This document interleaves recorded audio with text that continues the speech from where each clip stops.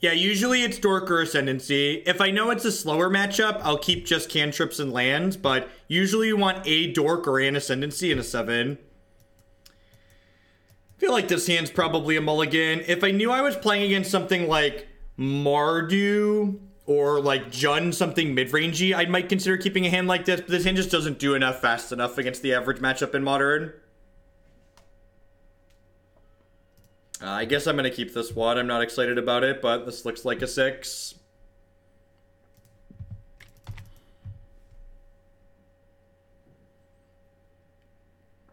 I think that would be a good thing for Magic Be Rich. I think the Pro Tour has always been constructed in a way that encouraged people to want to play on the Pro Tour and not to want to watch Magic. And we've moved past that as a gaming society, that in order to make games large and successful, they need to be engaging to watch. And the Magic Pro Tour needs to be restructured if it's going to be engaging to watch. That's a fortified village. It's like Poop Bears. It must be a Leonin Arbiter deck, right?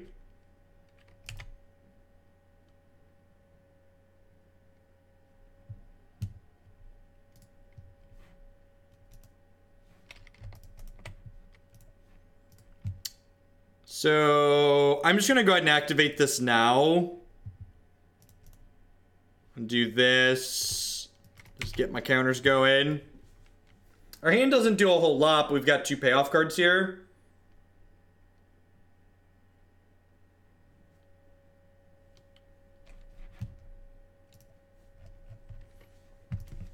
Life must be really tough for people that don't know that their computer has a volume button. Hogland, your stream is so loud. If only there was a way for my computer to make you quieter, Hogland. If only there was a way for my computer to make you quieter.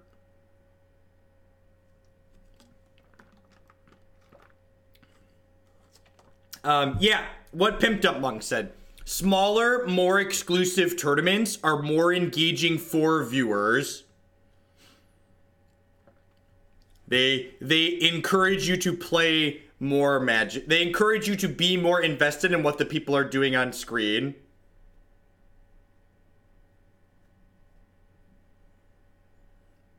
I think I actually just want to draw a card rather than put 2 counters on my Steel Overseer here. I guess I should have played out the Mox Opal, so I could have fired up the Blinkmoth to put counters there.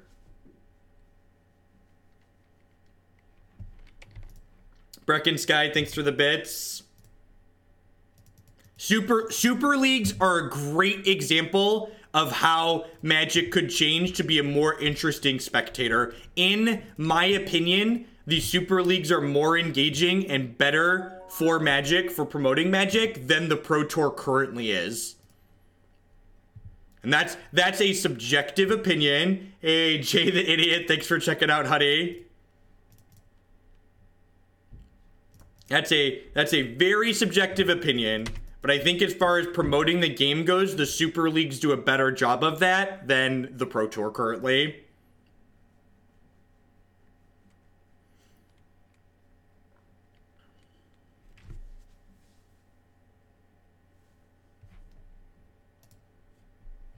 If you want to tell me my opinion's wrong here, chat, I'm always happy to engage in a discussion, but you have to actually have a discussion. You can't just say, Hogland, fuck you, you're wrong. You got to say, Jeff, I disagree with you, and this is what I think, and this is why I think it. That's how reasonable, intelligent adults have interaction with each other. I get that this is the internet, and we're all used to just, like, taking our feces and flinging it vigorously towards the person on the other side of the screen, but I try to do better than that here.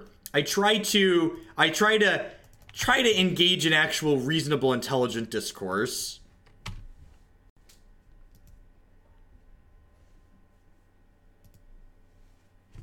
I try. There's a lot of timeouts towards that effort. If you look on my YouTube channel, there is a rant about the Silver Showcase on my YouTube channel. I hurt myself. Thanks for checking out, honey. Don't hurt yourself. You're a good person, I'm sure.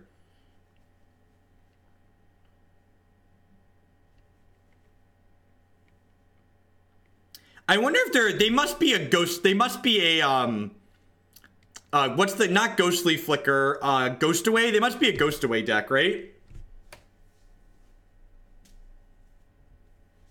They must be a Ghost Away deck. I think we're currently losing. You don't have to send me money to criticize me. You just, if you don't send me money, I expect you to articulate yourself better. Can I please get a timeout for America? I got you, Weebagee.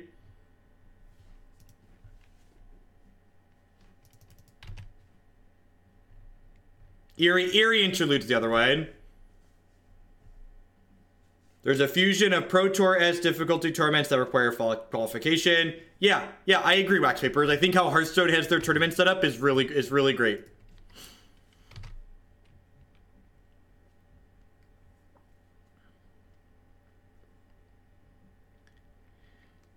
Can you explain why you think those events have a larger effect on Magic promotion rather than having an event where people are engaged to the people that are actually playing the game? Because by and large, every other esport isn't about encouraging people to play at the esport level. It's about encouraging players to understand and know and interface with people who are playing on the other side of the table. Or who are playing there.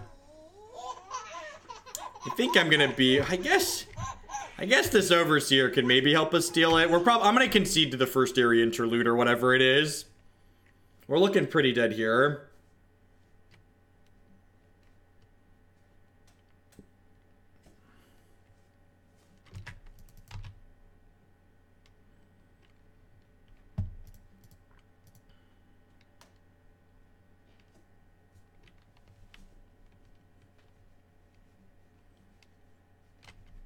Let's see if they have removal here, if they don't know how Blinkmoth works.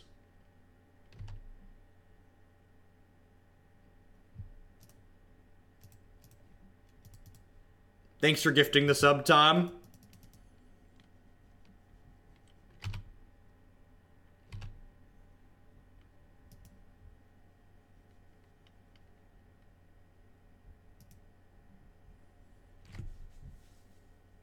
Why are you so set on making the jump to calling Magic an esport? Sure. Esport is just a buzzword. It just means we basically refer to anything that's streamed on Twitch and competitive as an esport. So like you're set on cutting semantics. Hearthstone tournaments don't have much viewership when compared to its normal set, while Magic tournaments increase viewership by a considerable amount. I'm not saying you're wrong. I don't like the Hearthstone system either. But the Hearthstone tournaments have more viewers than the average Magic tournament. Like, just saying, like, okay, here's I've got some bad news for you. If you think the current Magic viewership is good, I think you're very wrong. Magic viewership, saying we don't need to improve, we don't need to change or innovate Magic tournament coverage because Magic tournaments are viewed more than the depressing numbers that Magic normally has on Twitch. Like, that's absurd to me. Like, if you look at the other established games that have been around for a long time, like, I'm considered a successful Magic streamer. My average concurrent viewers is like 700. Yes, Grand Prix get more than that, but barely. Like, the fact that a Grand Prix gets, 8,000 viewers during its peak or whatever, or 10,000 viewers, and we call that a success and we don't need to innovate or change on that, like, that seems absurd to me.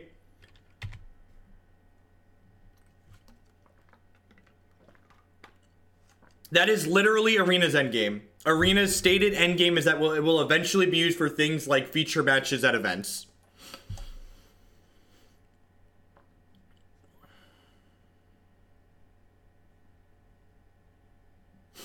Yep, I agree. But the moment where you become stagnant and you're just like, well, this is how it is and that's fine, that's the moment your game starts dying. And Magic definitely isn't even anywhere close enough to become stagnant.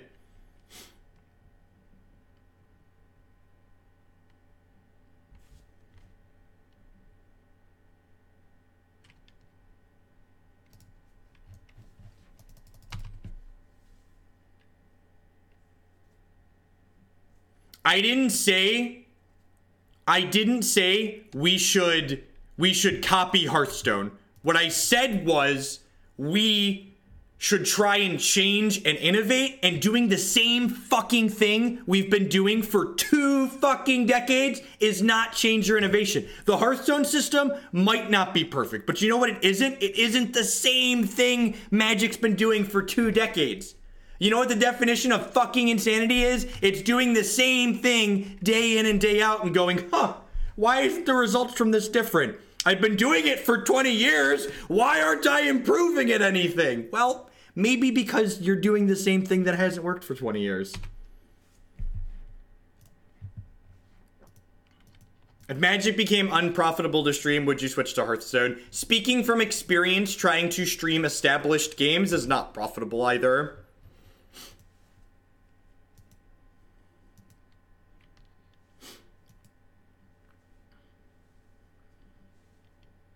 Like, I agree the Hearthstone system, this is what the opponent's doing, so we can concede now. I agree that what Hearthstone does might not be perfect. It might not be. So, this is the other thing too. This is where is it? This is a fucking cop-out. Let's go on another rant here. Magic is not free to play. Where was it? No, where's the other? Where's the other one? Magic is too complicated for beginners to understand. As someone who very recently learned how to play Hearthstone, I feel like a lot of Magic players think that, like, you play your first game of Hearthstone and you understand what every card in the game is automatically because Hearthstone's this easy Tinker Fisher Price game. Hearthstone is very complicated and has lots of depth and strategy and has a large card pool. Hearthstone is difficult to get into and understand, just like Magic is. You know what the difference is?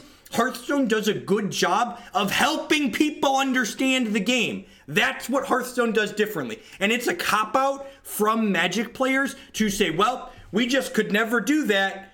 What they mean is it would take work and effort to do that and make the game better. It would make the game better if we spent effort making it easier for people to get into. And you know what? Things like Arena are a good way to get people into the game.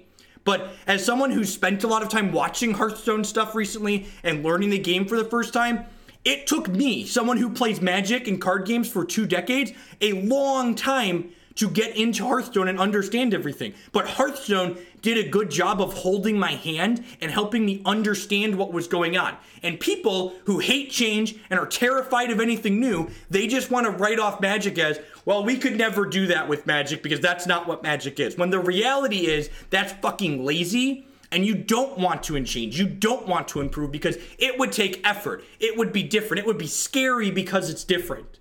So instead, let's just do nothing and keep doing what we've been doing for 25 years because what we've been doing for 25 years is familiar, and people like things that are familiar. It makes them feel safe. They want to take their blankie that they've gone to bed with every night since they were 4 years old and keep curling up in it. It's their comfort zone. All right, what am I doing? I have 40 seconds to sideboard. Etched Champion, get in my deck. Is that it? Is it just Etched Champion? I'm going to board in just Etched Champion. I'm going to cut a Memnite. I'm going to hit submit. All right, sorry. I'm going to catch up on chat here.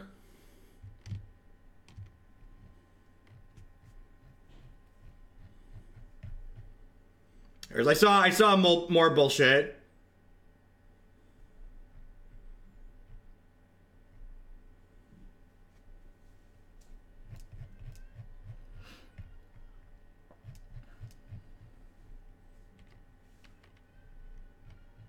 There's a lot of people. Whenever I talk about improving things in relation to Magic, there's always people that just want to be like, nah, we can't do that. That's not what Magic is. Instead of being like, oh, what if we make that what Magic is?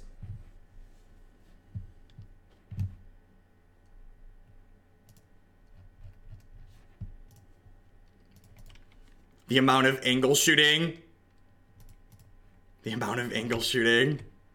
People are the fucking worst.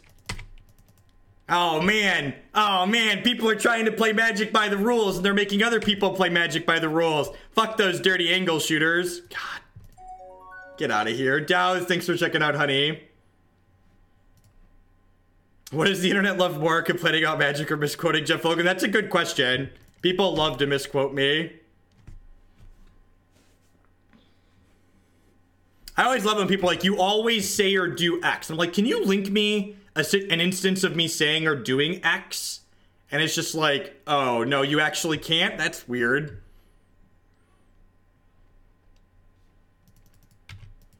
That's so strange. That's so strange. If you're not familiar with what angle shooting means, basically players that are casual or stupid or don't understand the rules, whatever you want to call it, they think anytime somebody calls a judge, they're angle shooting. Angle shooting, by the definition that people like to apply to it, what they mean is somebody is trying to call for a judge instead of just playing the game of Magic and expecting their opponent who's playing the game for money with them to just like have their best interests at heart. No, there's not. No, there's not. If it is legal within the rules of the game, it is not angle shooting. Sorry, if you have a problem with what the rules of the game allow, don't be upset with the player for making their opponent play within those rules. Sorry, if you have a problem with the rules of the game, and this is a big reason why I enjoy not playing paper Magic anymore, is because the amount of fucking annoying casual players that want to crucify someone who's spent... You ever spent 40 hours preparing for a Magic tournament? You ever spent your entire month preparing for a Magic tournament? And then you get on camera and your opponent fucks up and you call a judge because they fucked up, and then suddenly you're being crucified by people on Reddit and in Twitch chat because you made your opponent play their game of Magic the Gathering by the rules? That's so frustrating. It's so frustrating. I don't want to argue about Spanish. Don't people define angle. Don't people define angle shooting as unethical. This is a children's card game. We are not killing people. We are not ending any sort of life. There is nothing unethical about playing the children's card game by the rules. By the rule, the children's card game is meant to be played by the rules. Sorry, it is. And if you think the rules are bad, you should change the rules of the game. Not technically a children's card game. Listen, as someone who's 27, 13-year-olds are children. Fuck, most 20-year-olds are children. I know people my own age that I would classify as very large children.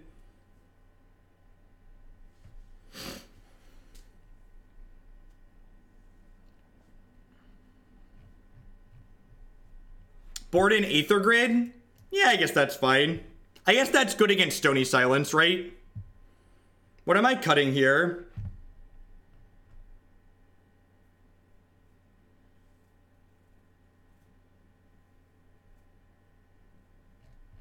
I think angle shooting is a shitty thing that people refer to playing by the rules as angle shooting. People refer to rules. If someone playing the game by a rule that you personally don't like, people refer to that as angle shooting.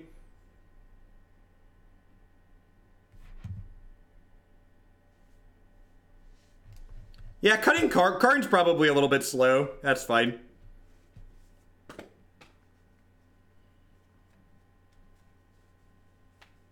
But that's not the way people use it. If you ever watch, I've watched a lot of Twitch chats. I've spectated a lot of events. I've been on the backside of people accusing things I've done as angle shooting because my opponent fucked up.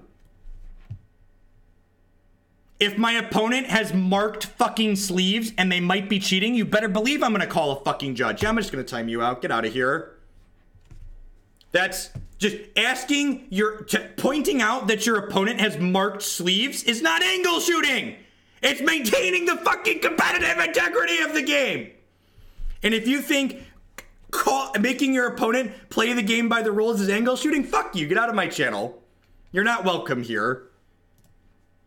That's everything that's wrong with the Magic community. They're accusing someone of angle shooting who literally was just making sure their opponent was playing Magic by the rules. That's the problem with these definitions.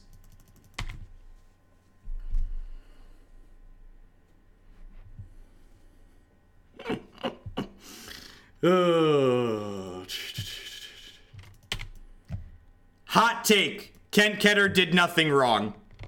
If his opponent wanted his rest in peace trigger to happen, he should have pointed it out.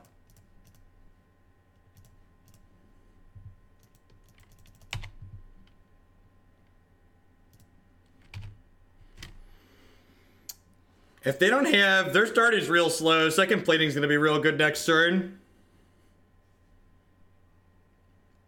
A lot of people in chat are probably familiar with the name Alex Bertoncini, right?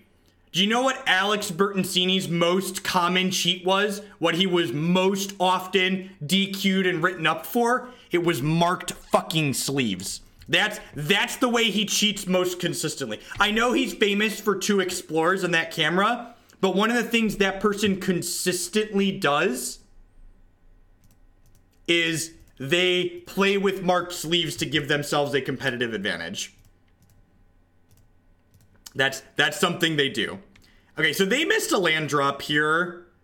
If I play this out, I get to smack them for... Am I supposed to kill this? It's the best thing about playing Magic Online. Not only do I not have to deal with people cheating against me, not only do I not have to deal with people cheating against me, but the fact that I don't have to deal with people getting upset with me making my opponents play by the rules is also a plus. Yeah, I think we're supposed to kill the dork here. They didn't have a path last turn.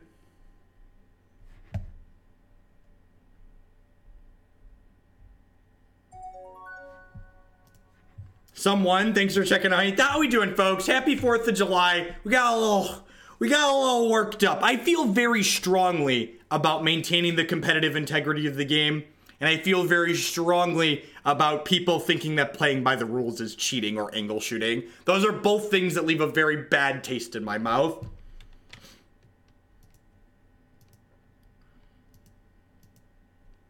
I'll go through and clip some of that later. That was an hour and a half in.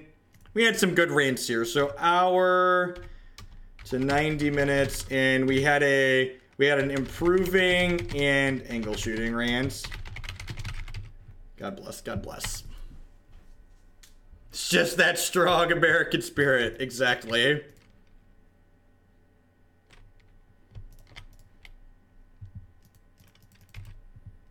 Rest in peace is a trigger. It says when it enters the battlefield.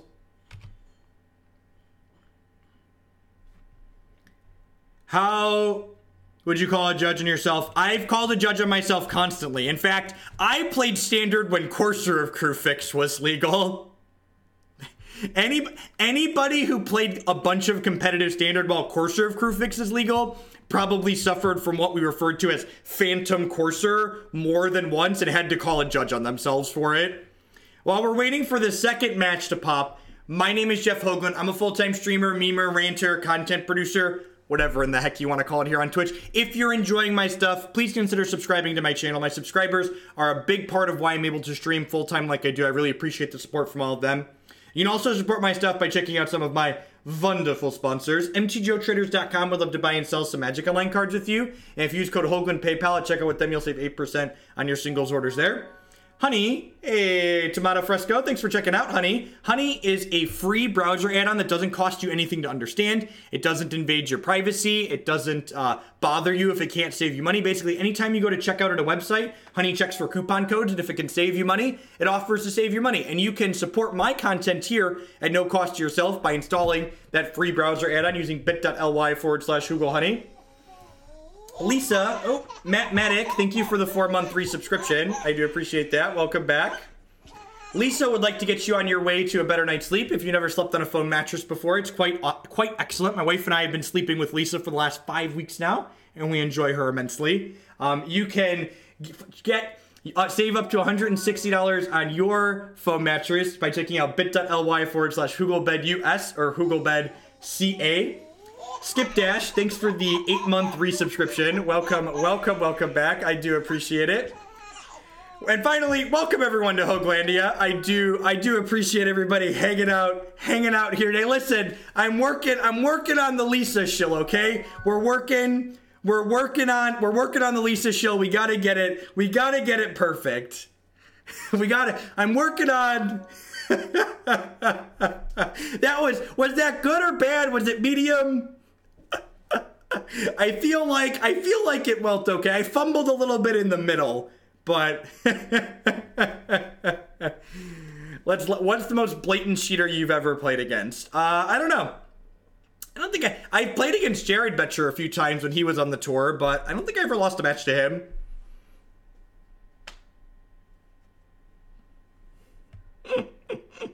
Medium minus, that was great. All right, I think we're gonna work that. I gotta not fumble in the middle, but it felt okay.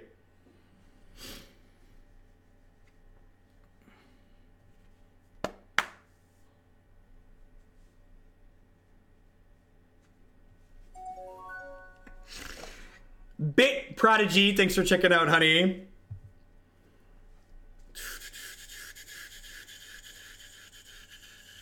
Is this a keep?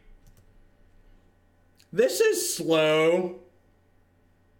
This is slow, but it like has Galvanic Blast and it has a bunch of payoffs. I feel like this is in the range of keepable. I feel like this is in the range of keepable. We're on the draw though too. I need people to be honest with me. How many people that are telling me to mulligan are trying to check off mulligan close 7 into unkeepable 6?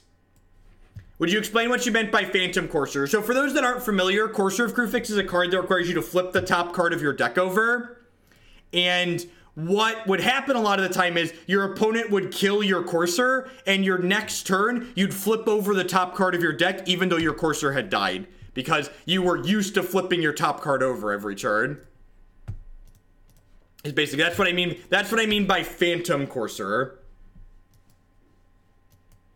If you want to read a really terrible TCG story, this is the worst thing that ever happened to me while playing a bunch of paper TCG. And it wasn't the Magic tournament, it was a Pokemon tournament.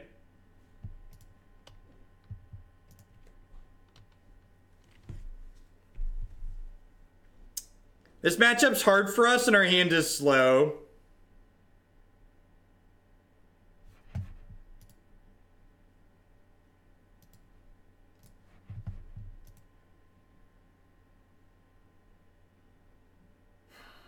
What am I supposed to do here? It's definitely drum into 2-drop. I think I'm supposed to play Steel Overseer. Like, our first thing is guaranteed dying, and I kind of want to play the Ravager out when I have more things to Ravager onto.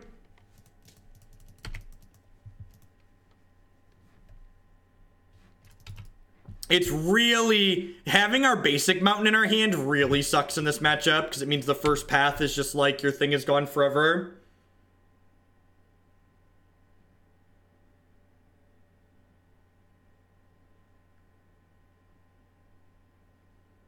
I don't fault Pokemon players for slow playing the way they do. They are playing by the rules of the game, not just Sky. Okay? Some kind of Bant control? Oh, they're playing Bant Planeswalkers! They're playing Bant Planeswalkers! Yay! Alright, this matchup's much better for us than just Sky. That's good. I'm gonna go ahead and play this Karn out here. Am I making a 3-3? I think I'm just making a 3-3. Yeah, let's just beat them down.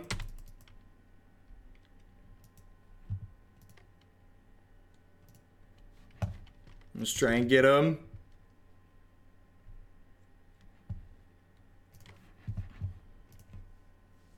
I think judges should act more like refs when they're able to. No, I think the rules of the game should be improved. I think I don't expect judges. I think I would be annoyed if judges were making their own rules up off the cuff. And I think the issue is that the game leaves too much vagueness in the rules. That causes issues for people. And if you, the way to fix the system is to get people, is to make the rules better, not to work outside the rules.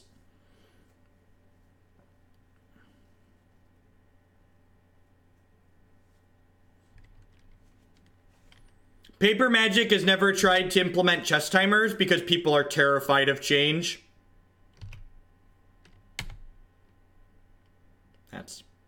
That's why Paper Magic doesn't use chess timers, because people that play Magic are terrified of change.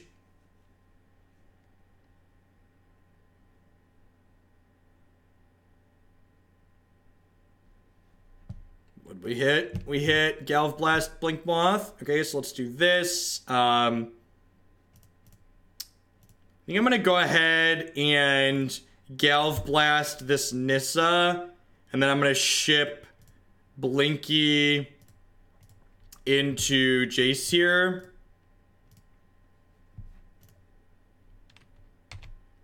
So let's kill Jace the Mind Sculptor here, and we can just grind with this Karn here, right?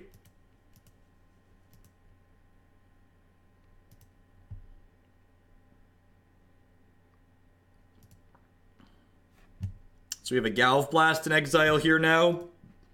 Galv Blast is actually pretty good in this matchup. Not only does it keep their Celestial Colonnades in check potentially, but it can be reached to kill their Planeswalkers.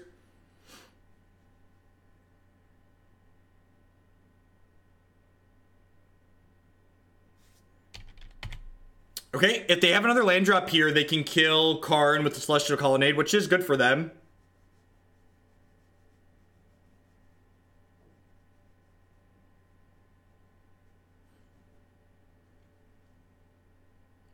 Yep. Yeah, if you haven't read the Pokemon article before, it's some of the tournament rules they have are quite absurd. Quite absurd.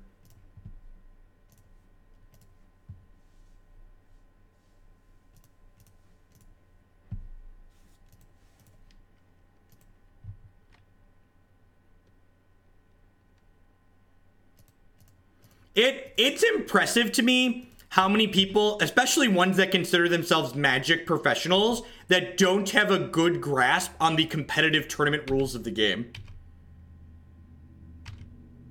Like, I think the one that struck me the most interesting, it was a PT, it's probably a year or two ago at this point, but LSV was playing a match against, I think I don't know, actually I'm not going to say because I don't remember where they were from, but they were playing a match against a player, and LSV's opponent flipped over cards off the top of their deck at the end of the game, trying to see if they would win to get LSV to concede. And LSV didn't report that to a judge because he said he didn't know that doing that was against the Magic tournament rules. And it is absurd to me to play competitive Magic as long as Luis has played and not be fucking familiar with the Magic tournament rules. That's absurd to me. If part of my job was playing Magic the Gathering, when I played a lot of SCG Tour events, I read the IPG, I read the MTR, I understood the rules that I was expected to play the game by.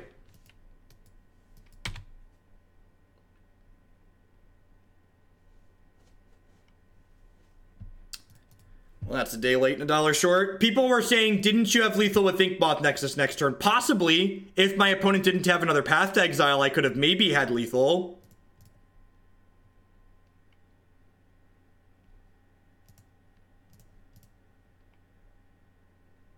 No, you need to have a thing in play in order for the modular. You can't Ravager through a Verdict, basically, unless you have an indestructible creature.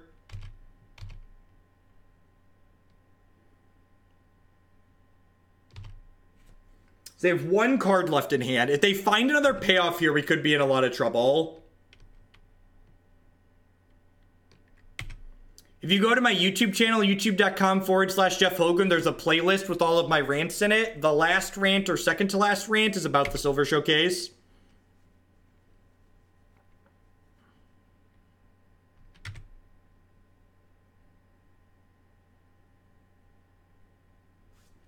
Is that a good draw, chat? What do we think of that one? What do we think of that one, chat?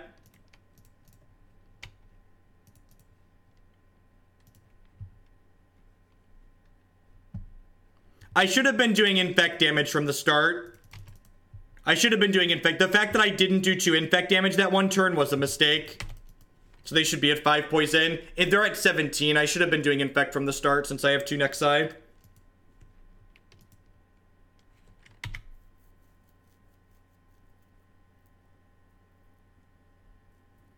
I don't care if you think the tournament rules are weird. Do you know what's important? Knowing the tournament rules. Saying the tournament rules are weird, so it's okay to not know them when it's your job. If you fancy yourself a professional Magic player, if you think you're a professional Magic player, you are bad at your job if you don't understand the tournament rules of Magic, in my opinion. If you think that playing Magic is your job, regardless of how much money you make, because that's a different argument.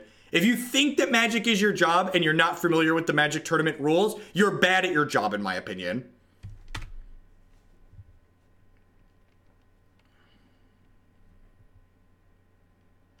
All right. I think I'm going to play one more of these out here. The reason why I'm not attacking is because this Colonnade plays defense, for those that are not following here. I think I'm going to pass one more turn here, and then, like, next turn I'll fire up these Inkmoth and then crack with the double Signal Pest trigger.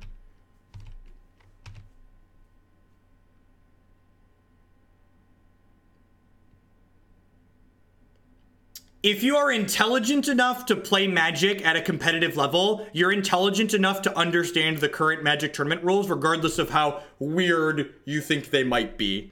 Numbiza. Now they have Wrath of God to kill my pests.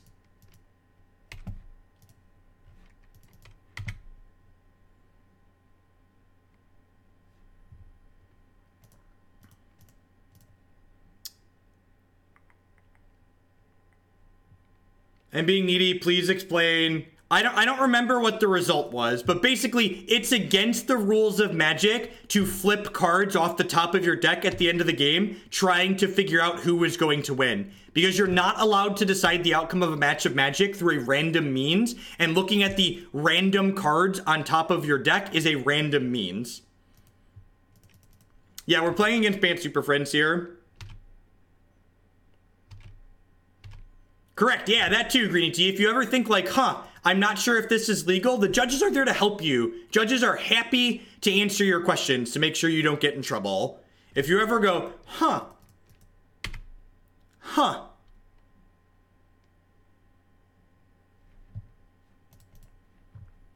Judges are there to help. The stigma that exists among more casual players that judges are there to hurt you or to get you isn't true. Judges are there to help you.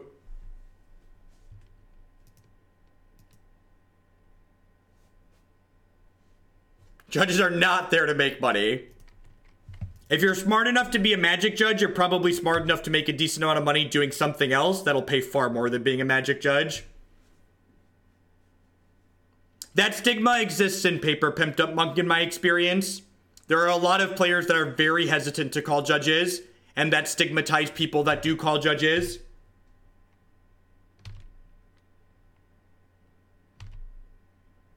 Correct. That's the only people that don't want you to call a judge are people that are trying to cheat against you.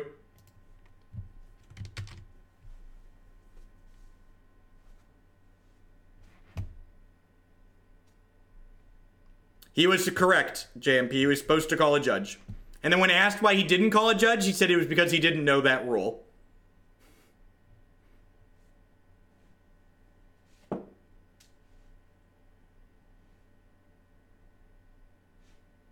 The easiest way to figure out if you should call a judge in a given game of Magic is if you're unsure if you should call a judge, you should call a judge.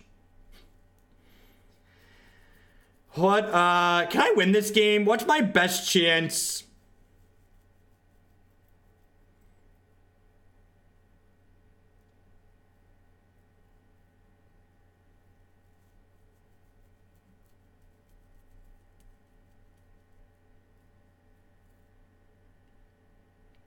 So, I could, like, ship... Yeah, we're just waiting on Cranial Plating, basically, right? I think we're just, like, sitting here waiting. The problem is that, like, as soon as they find their... We'll take draws until they play a card advantage spell or until they counter Cranial Plating, I think.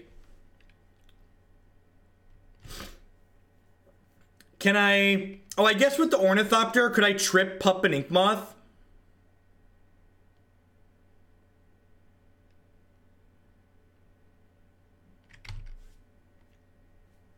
That's potentially good for us.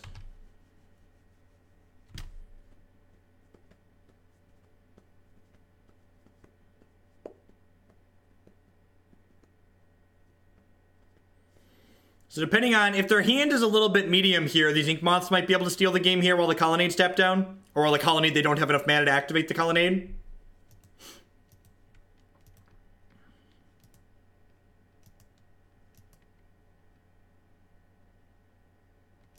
Oh, jeez.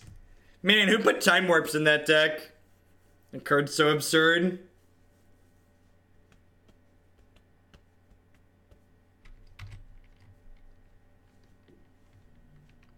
No, it can't, Sir Rattleballs. Or at the very least, the resolution in that situation, Sir Rattleballs, if it happened in Magic, wouldn't be double game losses in Magic cancel each other out. So, like, in the event that that situation happened identically in Magic, and we really couldn't determine it, the judge's determination would be, okay, play another game of Magic, not your opponent won game one, so they win the match.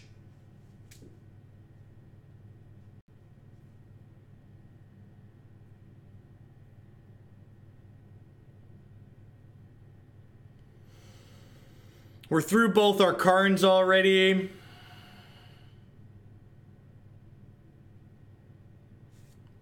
It's a Courser of Crewfix. Courser of Crewfix. Art optional.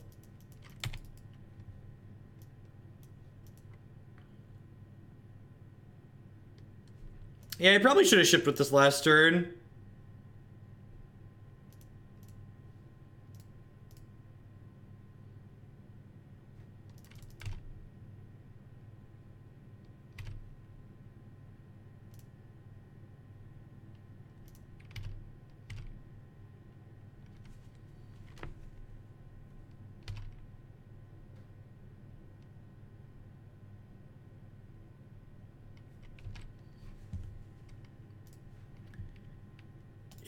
Yeah, we're gonna be dead to this Gideon now. I don't get it. Revealing cards from your deck and asking your opponent to concede are independent legal. You're not allowed to reveal cards from your deck, Nicholas Bolas. You're not allowed to look at cards that you don't have back. Like, you can't look at your deck in the middle of a game of Magic. That's why it's not allowed. You can't randomly start flipping cards off the top of your deck while you're playing Magic the Gathering. That is against the rules.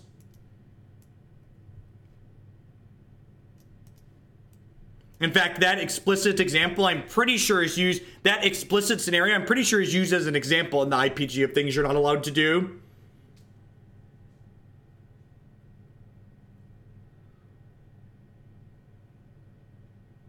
So I definitely want the Stubs and the Thoughtseizes here. Do I want to trim Galvanic Blast in this matchup? They don't have creatures, but killing Celestial Colonnade is pretty good.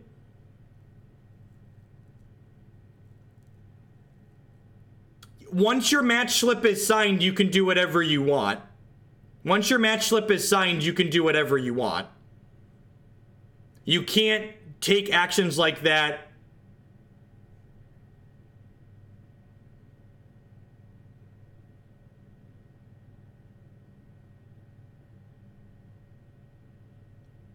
If you take cards off the top of your deck before signing the match slip, you are breaking the rules of Magic. That is against the rules. You can't use those to help you decide what's going on. I think I'm supposed to trim these. Wait, did I submit? Did I submit a 65 card deck? I accidentally bumped and submitted a 65 card deck. Well, that's awkward. This hand's good. All right, well, we're playing the classic 65 card Affinity special, chat.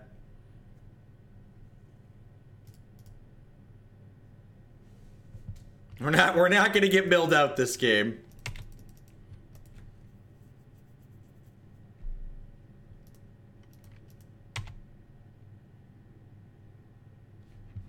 If you're confused about what you are and aren't allowed to do when deciding the outcome of a match of Magic when you've gone to Tide, don't listen to me at Rambling Online. Go read the rules. The rules are there. They're not complicated. Just go read them.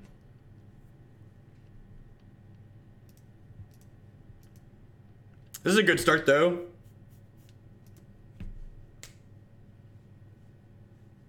We've played that deck previously, Mathematic. If you look back on YouTube, there's a couple other iterations of it.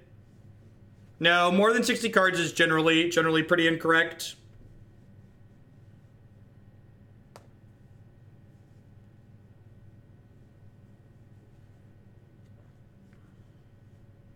Let's like got our turn 2 attack with Cranial Plating, turn 3 Karn.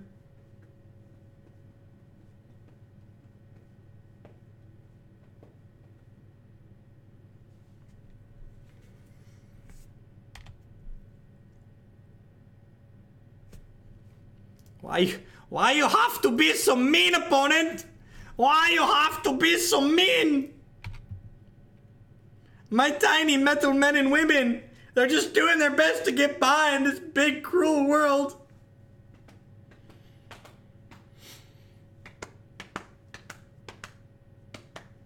Suddenly a double Stone Raid, right?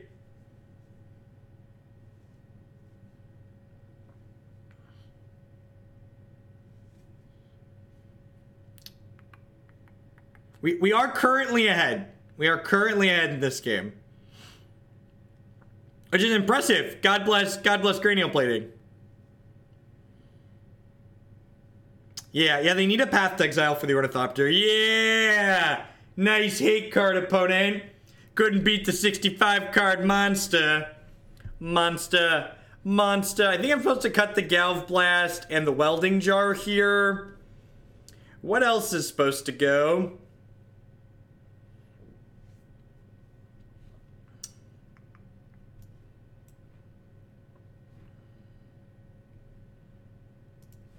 Let's try that. Stony Silence, not good enough on the draw, yep.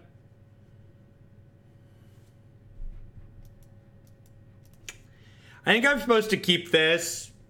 Having our mountain in the opener really sucks, but I get to Thoughtseize on one.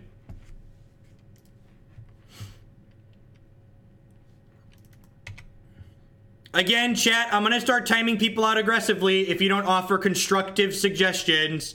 Stop yelling at me for cards that I'm supposed to bring in. Say, this is the card you're supposed to board it, and this is the card you're supposed to cut, and why. There are tons of cards that seem good in our sideboard. I agree with you that, I don't know, what are the cards that people are talking about? That, that's ambitious, all right. I agree that cards like Aether Grid and Galvanic Blast seem reasonable, but there's all these cards seem reasonable. What are we supposed to cut? The fact that they have double path against our basic Mountainer opener is a huge kick in the dick.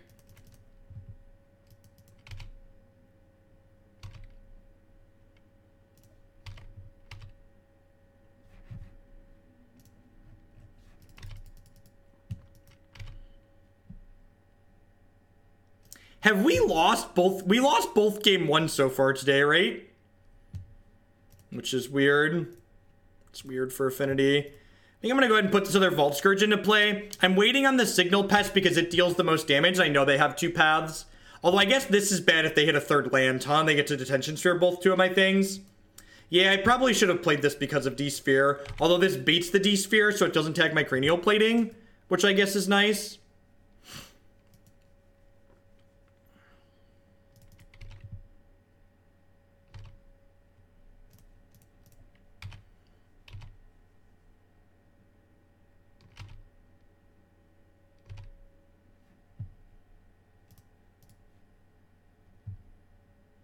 I mean, plating's definitely more valuable than Pest by a significant margin. There's no cards with the text Affinity in my deck. We have tons of metal men and women. They are robots. The 5th speed with that brand new Twitch Prime support. Thank you very much and welcome. I appreciate that. Thank you. There's a lot of great people making a lot of great stuff on Twitch right now. Thanks for supporting mine this month with your Prime.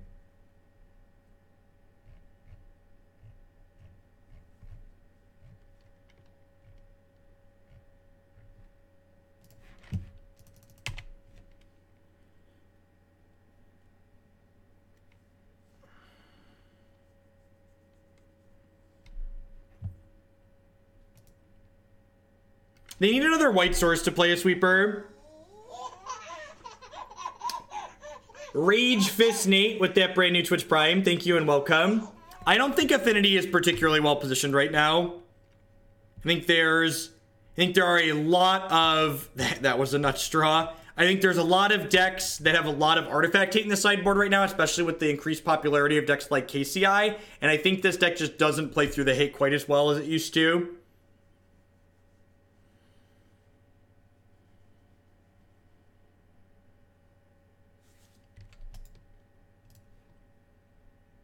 They have double Path to Exile in their hand here too. So, I'm just gonna pack it up and move on here. Yeah, and D-Sphere. I think Affinity's a fine deck if you already own it, but it's not a deck I would recommend buying into. I don't think this deck is particularly powerful right now.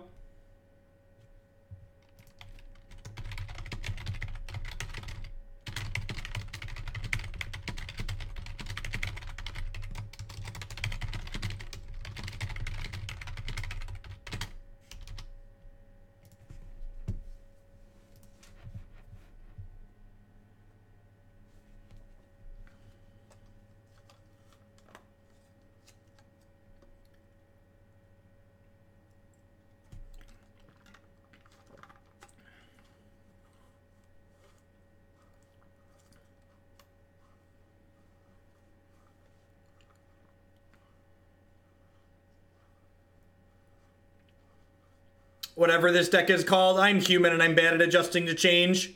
I've been playing this game since this deck actually played affinity cards in it, like Frogmites and shit. So...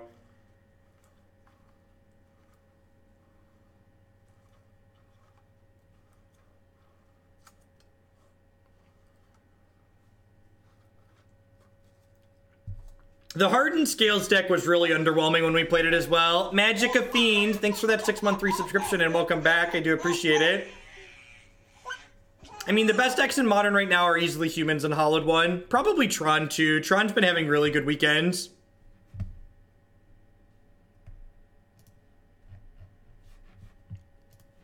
The power level that Affinity brings to the table is not proportional to the amount of hate cards you're going to play against.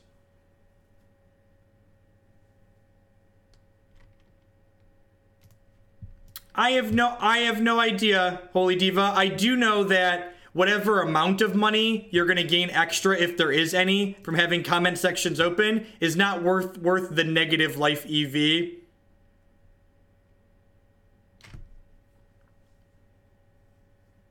You might get fewer clicks. That's very possible, but you're going to be much better off mentally from not having to deal with it.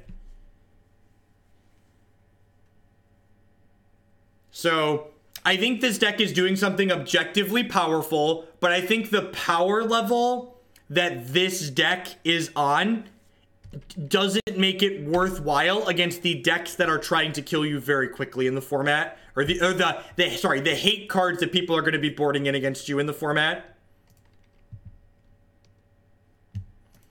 I think it's irresponsible as a content creator to leave.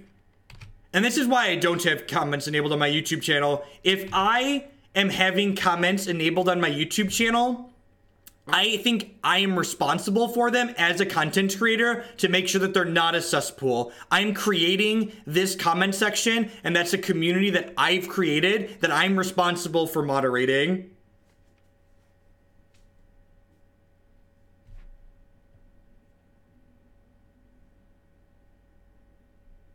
That's not why I do it, Pinky. The reason why I don't have YouTube comments enabled is because they're enough of a cesspool that I don't want to sort through them. Too much dog with that brand new Twitch Prime support. Thank you very much and welcome. I do appreciate it. Am I supposed to go all in on the Inkmoth? Just like super dead to a Ghost Quarter?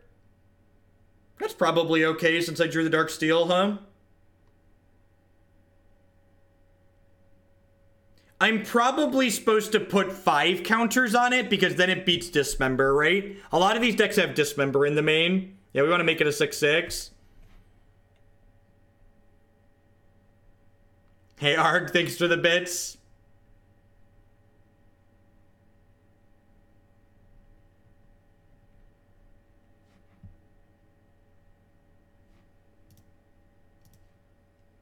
I mean, like, what evidence do you have to support that, Pinky? Or are you just, like, making an unsubstantiated claim on the internet?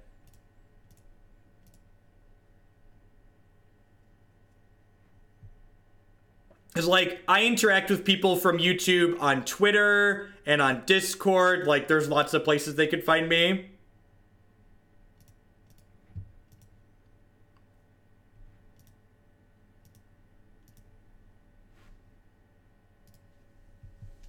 So, making this a 6/6 is important, because this way it doesn't die to Dismember next turn. We are going to lose to Dismember into Karn, Natural Tron Karn, but I think that's fine.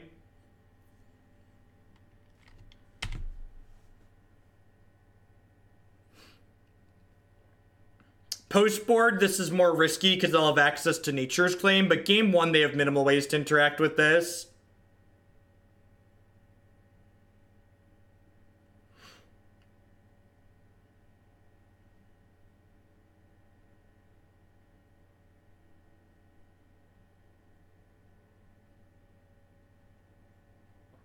Yep, Star City's very good at promoting their players.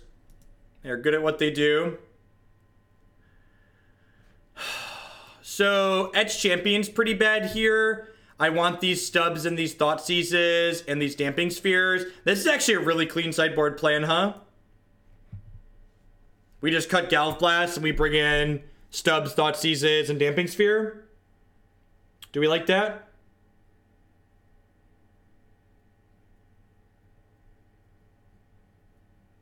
Nobody makes money actually playing Magic the Gathering. Streaming Magic now pays my mortgage.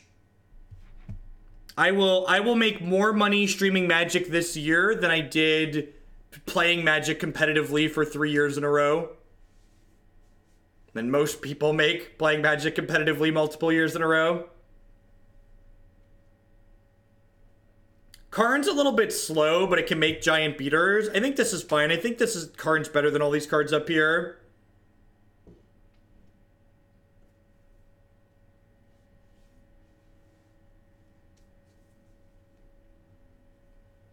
No, Jar is good because it lets something survive an Oblivion Stone activation. What's going on, Tannen? Good luck at the Pro Tour. I assume you're playing Legacy. Grudge for O-Stones is interesting. It also, like, lets us kill a Worm Coil for a turn. I actually kind of like that. I actually kind of like Ancient Grudge. I'm going to do that. I don't know if it's right, but I like the idea of Grudge. Because Karn's not very good.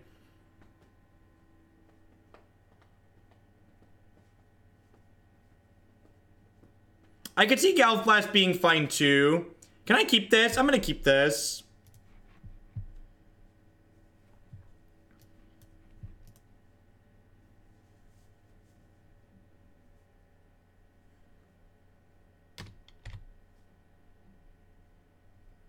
I'm going to give away Tannen Secret Technology for the Pro Tour. I'd bet good money he's going to show up playing Temur Delver. Because Tannen likes winning. Tannen's one of them weird Magic players that likes winning. I bet he'll play Temur Delver.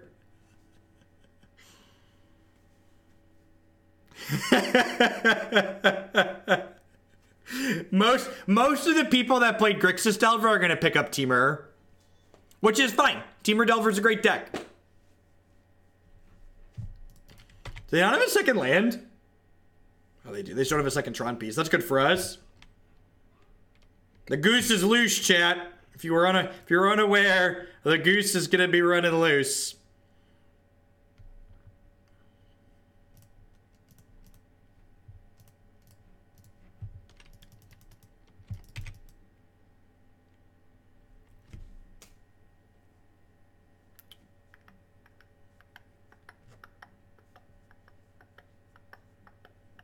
I have not read PV's article on the bannings. My Monday to Wednesday is usually pretty busy because I have an article. My articles are due on Wednesday, so I don't really do much other than stream, sleep, and eat, and write. No, I think Red Black's probably still pretty good. No, Devastating Dreams is pretty bad. Devastating Dreams is bad because of True Name Nemesis by and large.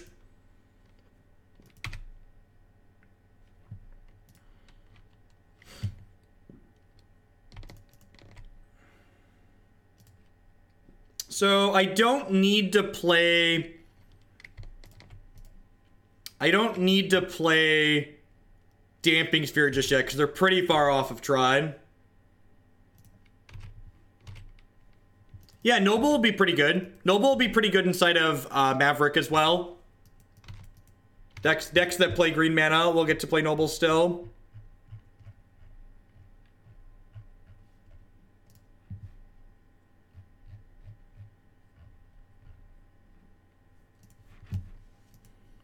Spatial Contortion.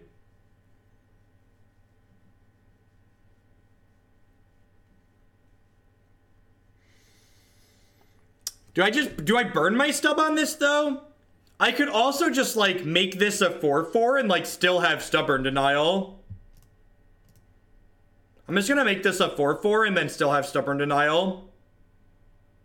What's going on, Neckfire? Welcome to a live one. I think I'm just making this a 4/4 and leaving Stubborn Denial up.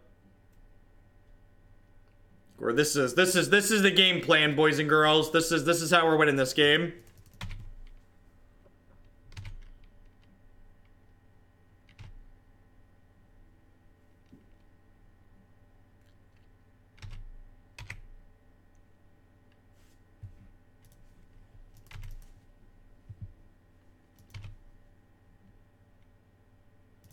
Cranial Plating makes you pretty ferocious. The Bant Company League was abysmal.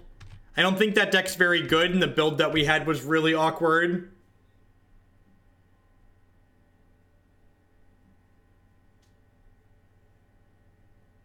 What sideboard cards do I think I'd include? I would sideboard into a different deck because taking turns is really awful.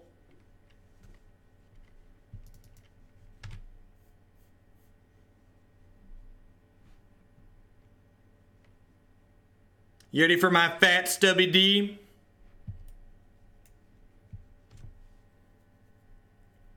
I'm waiting for Alpine Moon to drop to play Blue-Red Fairies. I'm waiting for Alpine Moon to drop.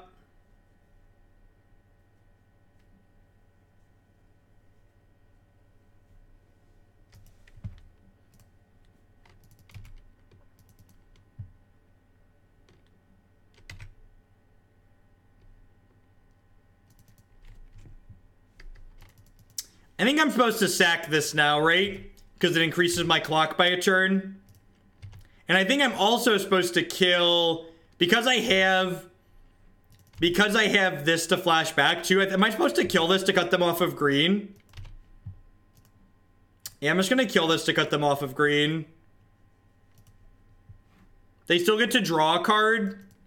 Because it's a dice trigger to draw a card, but I think it's worth it.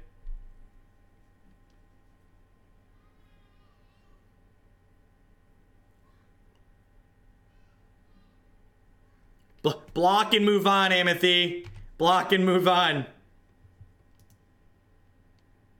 Like, they're dead so quickly here that, like, grudging that seems really good for us. They need to hit, like, natural Tron plus have Wormcoil, and I actually get to just, like, Damping Sphere them now, right?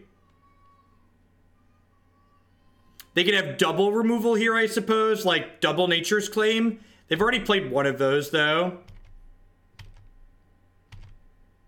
Yes, Sphere draws a card as part of its mana ability, and Star is a separate trigger.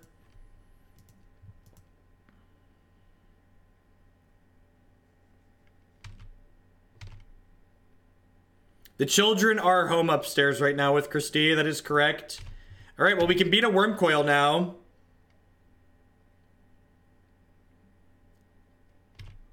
And there's no reason to play this Wet Ball out.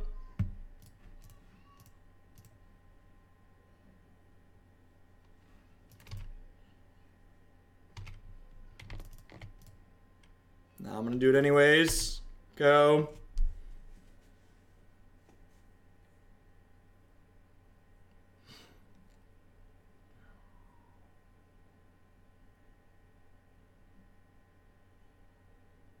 Big Red will get a little bit better. It was pretty bad before. It's probably a pretty reasonable choice.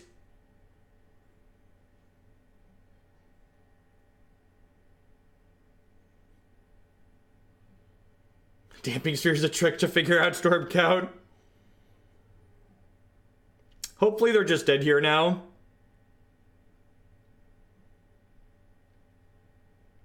They could have like Thragtusk here.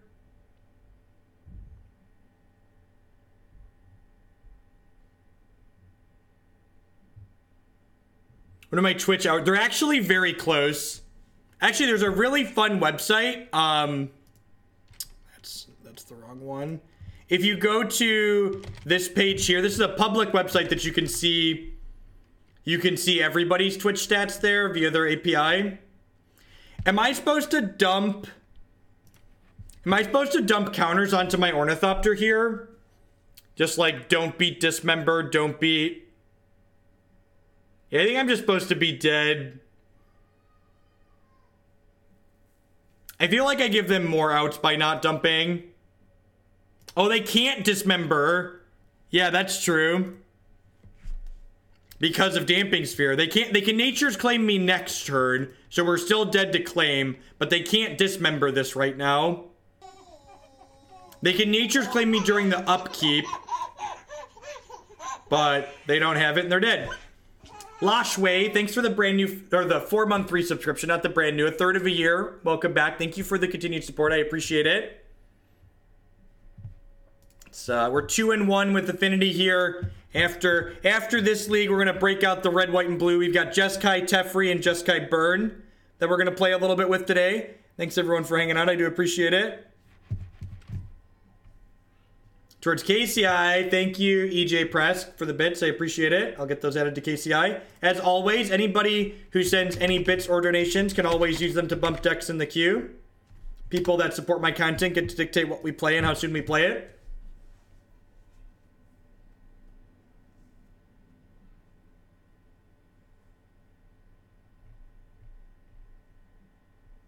Oh, we did have Grudge. Yeah, we did have Grudge. You're right. I forgot about Grudge in the discard pile. Yeah, we totally had Grudge.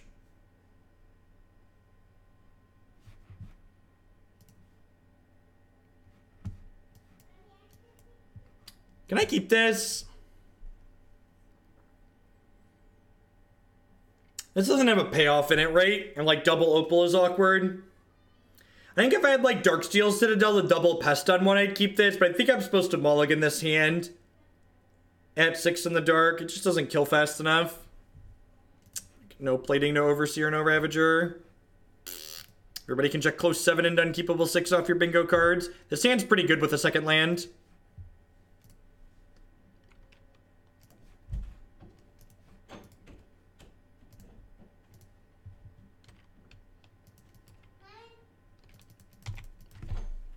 What's the policy for decks like Lantern or Paza? You just won't do well. Outside of Lantern, I will play decks on the no-fly list for like $50 to $100 donations, depending on what they are. Lantern's a special type of hell, so I need more than that to play Lantern.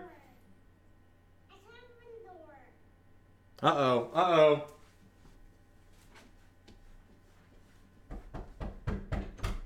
What's up? Hi, Daddy. Hi, Declan. You want to come say hi to the internet? Oh no, Declan, they lightning bolted our Vault Skirge.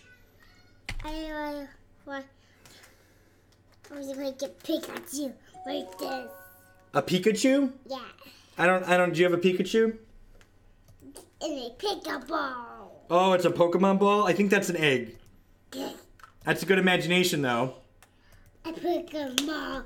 We're going to get Pikachu. Hiya! Hiya! Is that your Pokemon egg? My Pokemon ball. Your Pokemon ball? Yeah. My Pokemon get Pikachu. Hiya! Pikachu! Get Pikachu! Hiya! I got Pikachu! Yeah, you got Pikachu! I got Pikachu! Can you get him? Can you go show Mom? Can you go show Mom your Pikachu? Pikachu. Nice. Can you go show Mom your dice Pikachu? This. Nice. You want to see me? I did not have curly hair as a child. So we don't have a lot going on here, but we do have a Steel Overseer and Inkmoth Nexus. We're going to fire this up and smash in here. I'm going to go deliver him back to his mother really quick with his Pikachu. I'll be right back.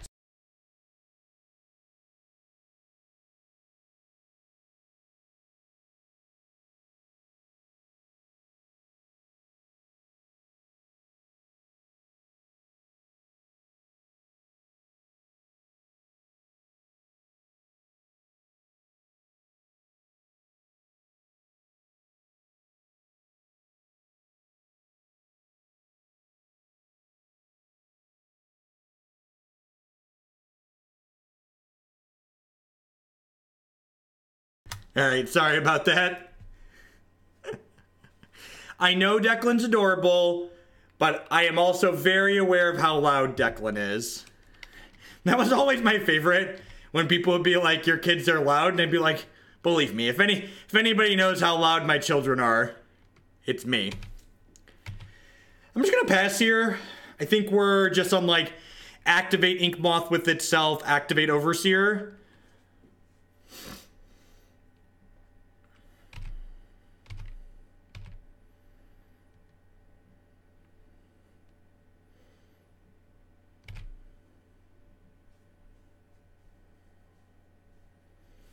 So while this is tapped here, I'm going to activate this and then use my Overseer because I'm not jump blocking next turn.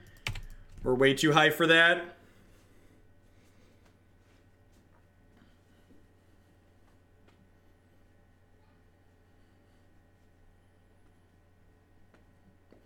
And then hopefully they just have a handful of Clunk here and this Inkmoth is going to kill them. This Cranial Plating is plus 1, 2, 3, 4, 5, 6. So this guy's going to be very lethal next turn. Bolt's not going to be good enough. They need to Terminate or an Abrupt Decay. Or Call Against Command or Fatal Push. Yeah, we have Infect lethal next turn. Yeah, sometimes I wonder why Declan is loud, and then I watch some of my past archives and it all becomes apparent.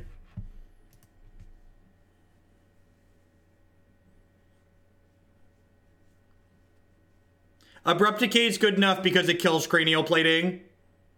So, it doesn't solve the Inkmoth problem, but it means that they don't lose that turn.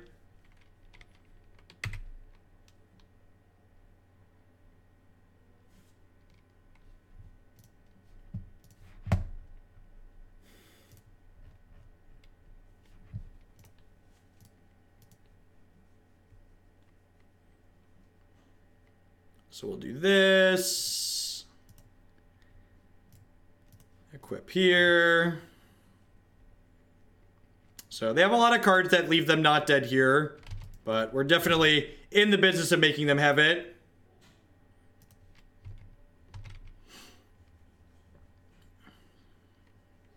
We don't have a lot else going on, and we're gonna die pretty quickly to this Tarmogoyf from this Raging Ravine.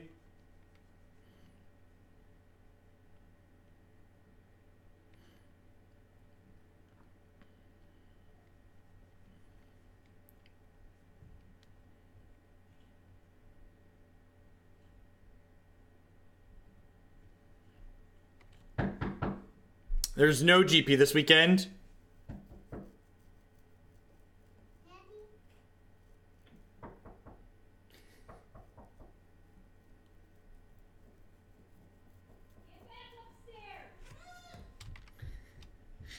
So, here's the question.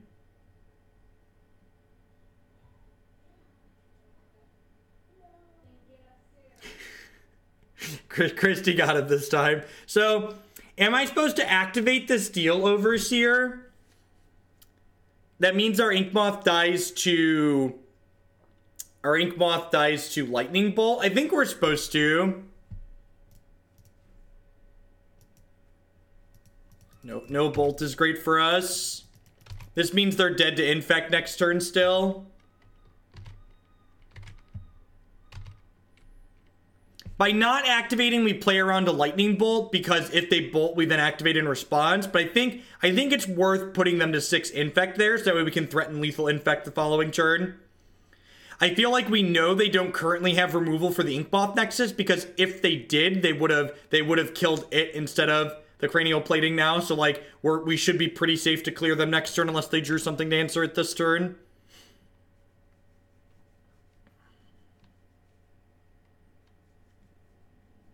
This is going to be a Hail Mary Bloodbraid Elf.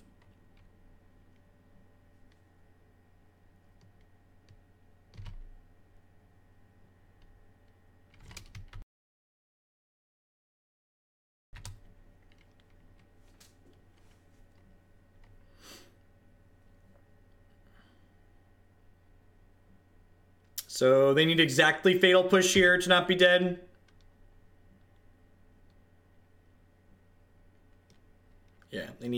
they need Fatal Push. I guess they could theoretically have Dismember too, right? But usually they don't play Dismember.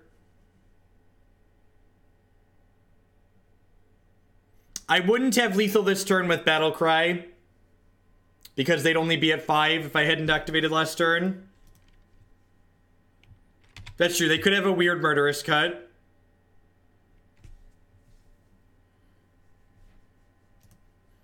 Got him. Etched Champion sounds excellent. This is definitely a Rest in Peace matchup, right?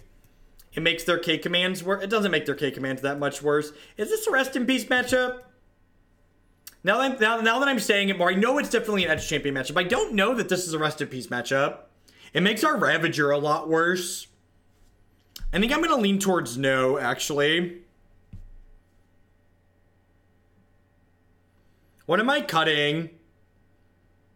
I feel like Rip's in our board for like the actual dedicated graveyard decks.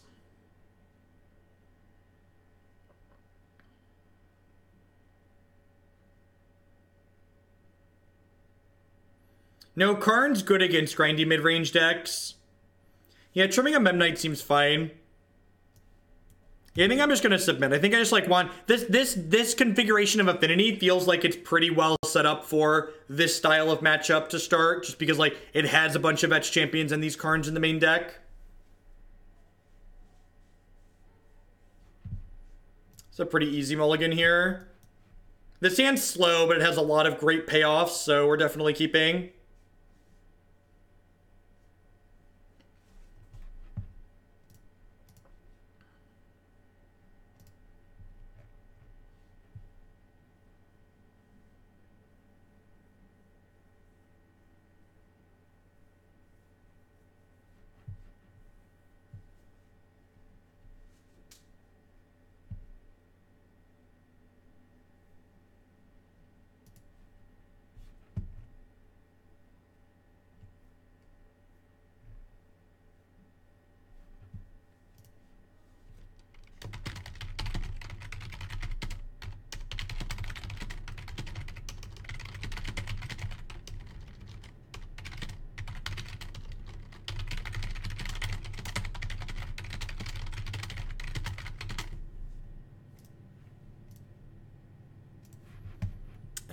Yeah, that's fine, right?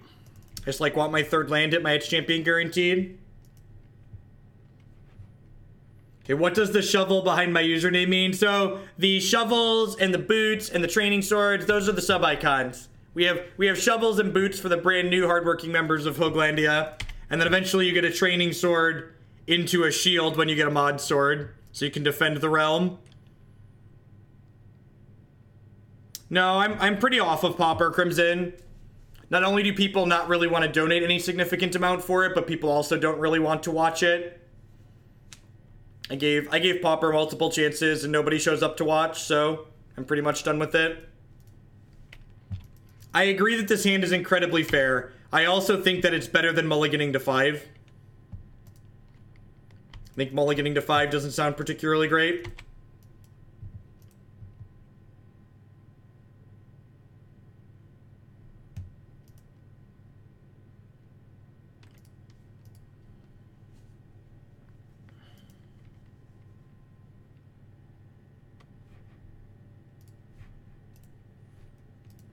You don't automatically pop an invite link up. You need to... what is it? You need to join it using the desktop web client. Although the automatic sync is not working. I have to manually sync it every day. That's so weird. I'm gonna have to talk to Discord support. I just manually sunk the server again. So if you follow the directions on the how-to, you'll get in there. I don't intend to play Standard again on stream until it rotates at the earliest. Eternal Witness. That is an A+ username. Thank you for the support. I do appreciate it.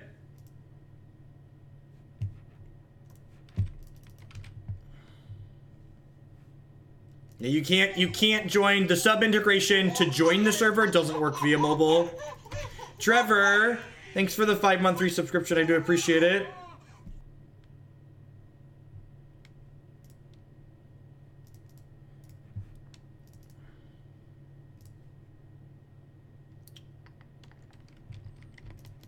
this out, play this out, play this out.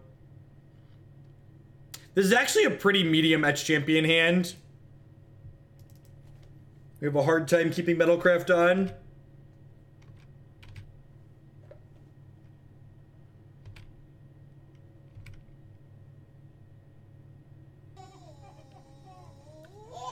Dagada with the 2-month resubscription. Thanks for sending your Prime this way again this month. I do appreciate it.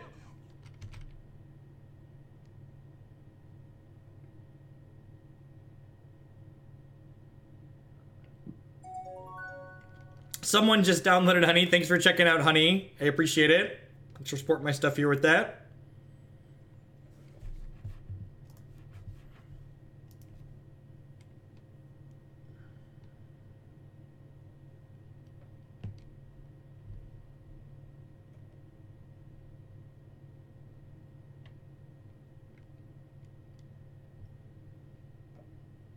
This has been a long league.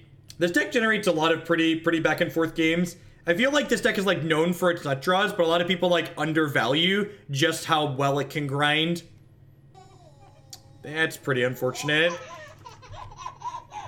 Sleeton 13, thanks for the brand new Twitch Prime sub. There's a lot of people making a lot of great stuff on Twitch right now. Thanks for supporting mine this month.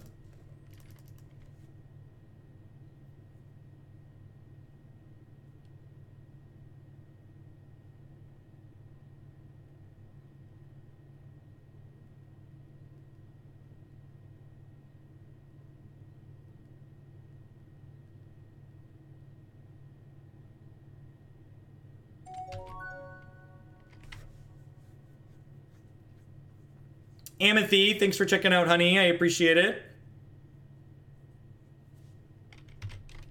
You should go read the Hex forums, Miker Mom. Look at some of the feelings around there. Ed Bingo, thank you for the 7-month resubscription. Welcome back. I do appreciate it.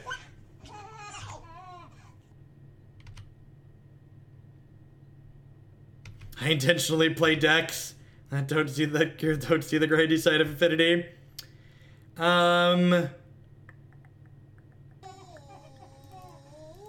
Do I jam this Etched Champion here? I'm gonna start by attacking for 2 and see if they grudge me. Full Bowl, thanks for the 7-month resubscription. Welcome. Welcome back.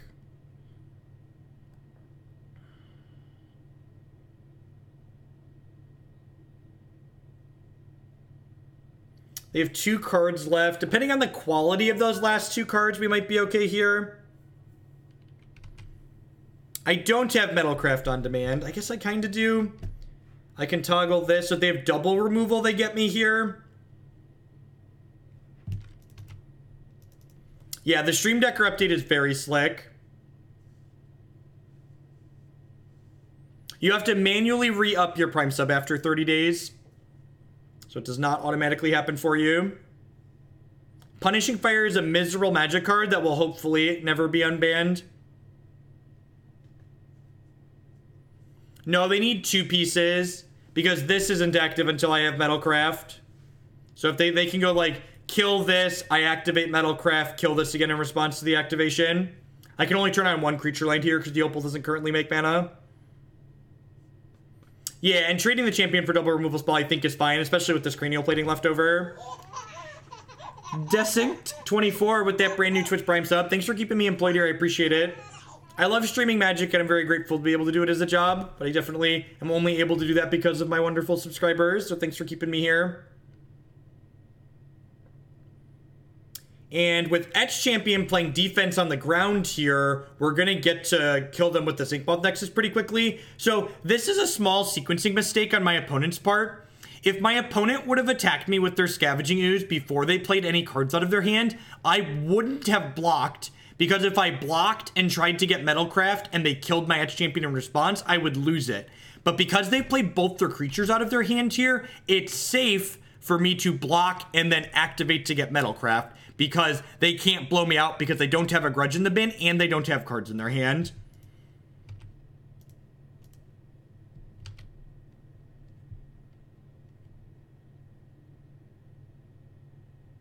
So I'm just here for the bingo. Thanks for the 7-month -3 Karn. I appreciate it. Welcome, welcome, welcome back. GD and Punishing Fire are pretty miserable Magic cards. I would appreciate it if Wizards of the Coast left them where they are.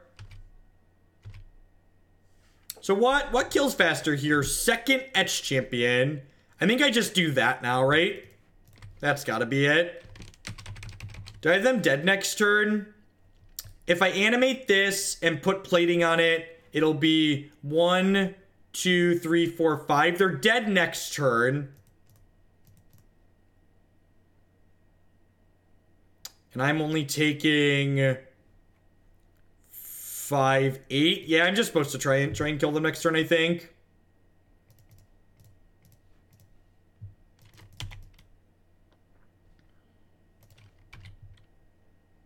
Etched Champion is very, very good.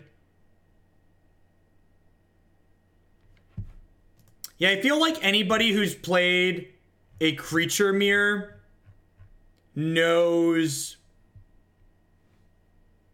I feel like anybody who's played a creature mirror with GTA understands how miserable the Magic card is. Zeeg, thank you for the brand new Twitch Prime support. There's a lot of great people making a lot of great stuff on Twitch right now. Thanks for supporting mine this month. Welcome back, Dunzor. Thanks for the 3 months. Thanks for shipping the fun money this way again this month. So, they're dead. Block here, take 8. Zerful with that brand new Twitch Prime. Welcome, welcome, welcome.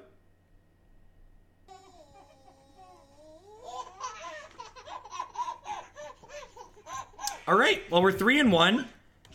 While we're waiting for the last match to pop, I'd just like to thank everybody for hanging out. If you're in the U.S., happy 4th of July. If you're in the rest of the world, it's not a holiday, but you should have a happy 4th as well. My name's Jeff Hoagland. I stream Magic full-time here on Twitch. Thanks for all the very generous subs. And also be aware that you can support my content by checking some of my wonderful sponsors out. Cardsphere.com would love to help you turn some of your cards into other cards or cash to other players. There's no haggling. They just take a 1% fee off the top. Sleeton, thank you for the 100-bit tip. InkedGaming.com would love to help you customize your gaming experience. Using code Jeff12, you can save 12% on custom playmats, mouse pads, binders, and bags with them. CoolStuffInc.com buys and sells a lot of cool stuff, including TCG singles. Using promo code Jeff5, you can save 5% on Magic, Pokemon, and Yu-Gi-Oh cards with them. And of course, this stream wouldn't be possible without viewers like Anoronix, Justin Nivik, and all of y'all out there. If you're new, make sure you hit that follow button. Following the stream doesn't cost you anything, and it lets you know when I go live and with what. Also, be sure to check out my YouTube channel, youtube.com/Jeff Hoagland. 100% of my streams get archived there, and I break them up by deck so you can watch just the matches that you care about. We've been streaming for about 2.5 hours this morning. I'm going to play at least 2 more decks after this one, so don't go anywhere. We're going to play... Did you get a new camera? And you look really clear. I added lights. So we set up my wife's photography studio lighting when I had the green screen up for the burning of Hoaglandia. And I really liked how the lights made the camera look, so we left the studio lighting set up. Innocent Blood could be okay. I think you want to start with something less narrow and probably just play more Liliana the Veils to start. Elite Nameless, thanks for the Twitch Prime support. Welcome. Welcome, welcome, welcome. We've had all of these...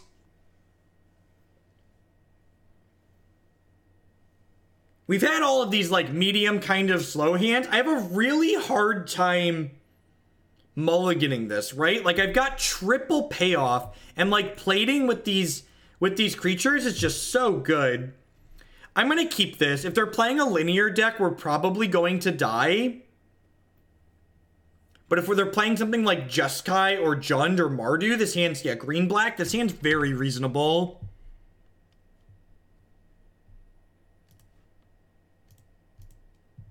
Yeah, I agree with that, Rusty. Legacy is far less creature-focused than Modern. I got you, Sleeton, I got you.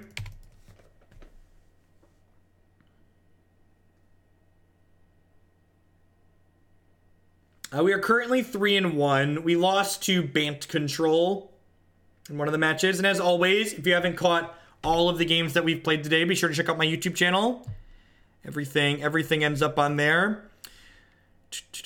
Well, now I just get to go Overseer plus Cranial Plating here, right? The Mox Opal is just like the nut draw. I'm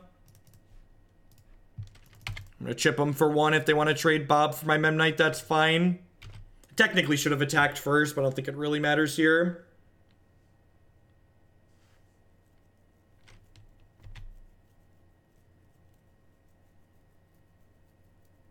His hand panned out very well. Ended up being very explosive because of the 2 cards we drew. Yeah. So for those that are Legacy fans, my schedule is going to be Thursday and Friday is going to be Legacy all day. I might not be able to start at 9 a.m. tomorrow like I usually do because Magic Online is scheduled to have downtime that could last until like noon or something absurd like that. But I will be online tomorrow almost as soon as Magic Online comes back up.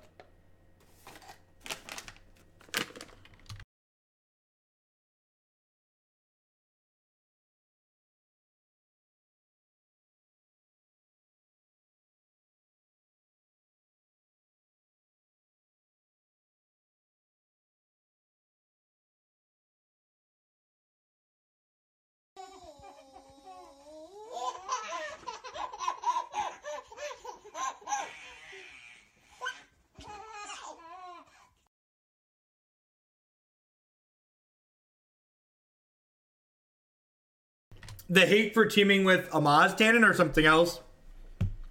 The Legacy bans take effect on Magic Online tomorrow. They must have Fatal Push here, right?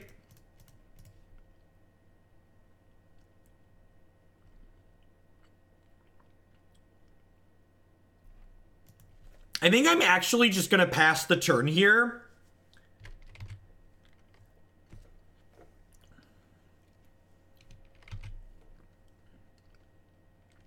I think I'm actually just going to pass the turn here. I'm going to just activate both my Nexi and then power up with Steel Overseer and then try and smash next turn. Crater, thank you very much for the new Twitch Prime support. Welcome. Well, we have like time and a half viewers. My average concurrent viewers are only like 750 and we have over 1,000 people here. I didn't want to attack with the Memnite because if they Fatal Pushed one of my other creatures, I'd lose in combat. But maybe that's overly conservative. I might be overly conservative. If they had Fatal Push, they probably would have killed Overseer on their turn. So playing around Fatal Push there is probably wrong. They probably just didn't play the Thoughtseize because they didn't think it was worth losing 2 health. Yeah, I think I overthought that and I've missed 2 points of damage now. So long as they don't have Maelstrom Pulse here, we're going to be in a very good spot.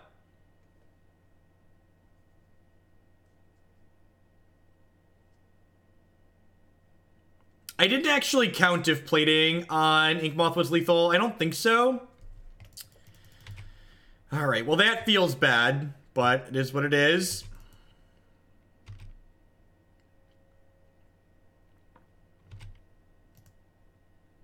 We still have our Overseer payoff here. I have a lot of evasive creatures, I do. Ziggs with that 4-month resubscription. Thank you very much and welcome back. I do appreciate it. Thank you for the continued support. Let's animate this. I think I want to just split my focus and like have the most creatures with the most power here. I think I just ship here. If they want to double block my Memnite, I think I'm fine trading Memnite for both their creatures.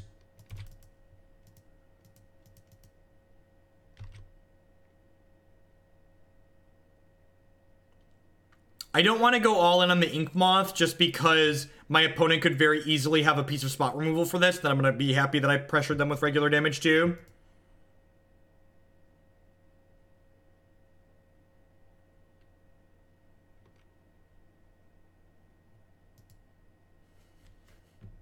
I mean, at least people know that you're Magic players, Tannen, right? I think that was the big thing. I don't think it's that they gave out invites. I think people are just salty that they gave invites to people who don't play Magic because they just don't get it. Field of Ruin is an absurdly good flip for them here. Very, very powerful draw.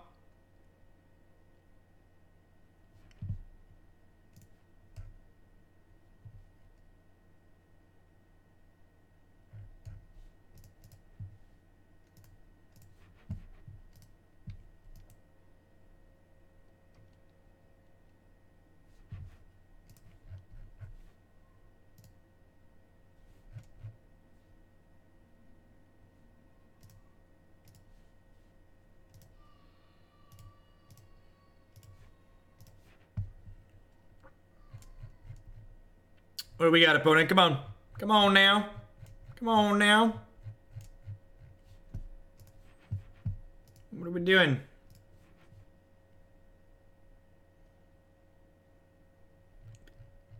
Sweet. All right, so I feel like we just board like we did a second ago, right? I just like slide this Etched Champion in, slide this Memnite out, and click submit. What do we think of that? What do we think of that, chat? I'm gonna take a second and mute myself and eat some trail mix while you think about it.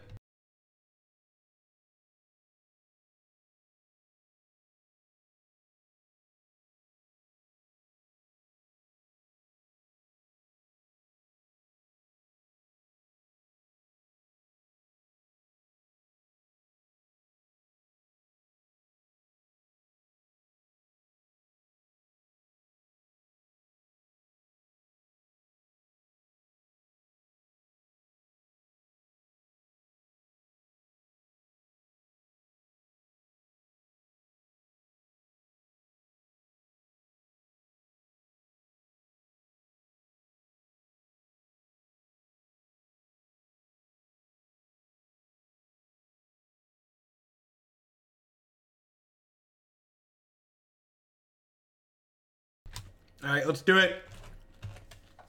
Let's do it. Let's get him. This hand is slow, but this is our best card in this matchup.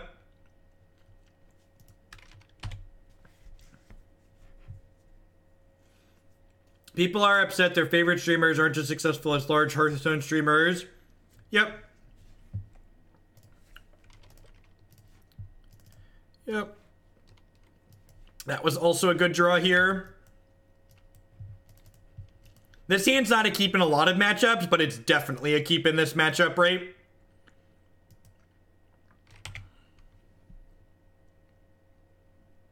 Land. Land. All right. I think I actually just go Scourge here, right?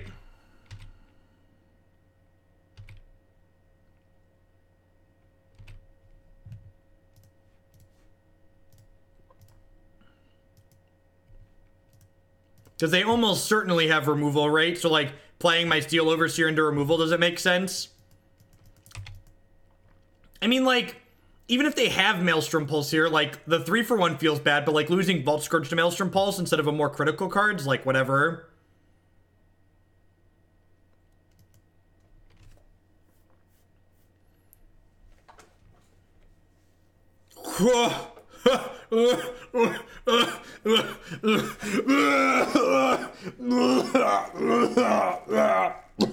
Alright, sorry, hold on. Fuck. Gross. Nice. Nice Vault Skirges, idiot. Alright, Porco, pay F to press F to pay respects. Golgari Charm is great. I played one in my green-black sideboard. It's very good. Very, very good.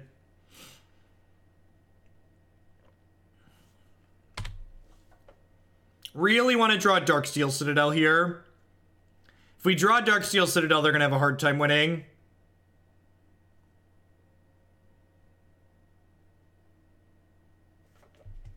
All right. Hard time winning has been declared, chat. Big talks. Big talks by the Hogland. Big talks by the Hogland.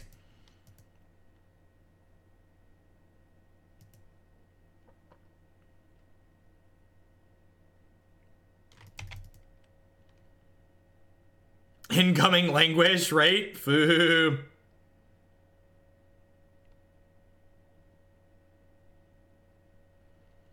Yeah, usually these decks have like 1 to 2 sweepers in the sideboard.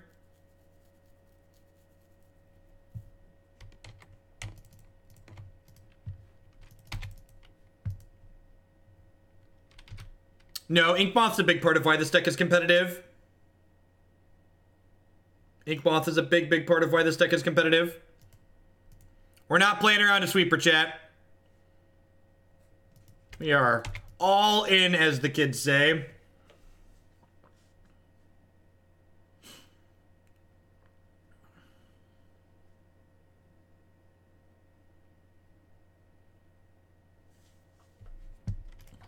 Huh. Huh. I think I'm blasting their dome here.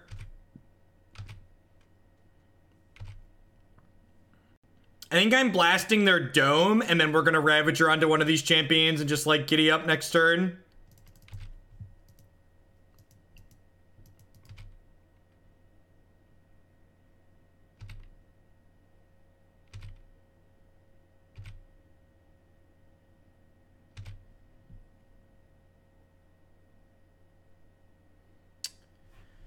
Am I supposed to blast? What am I supposed to blast here?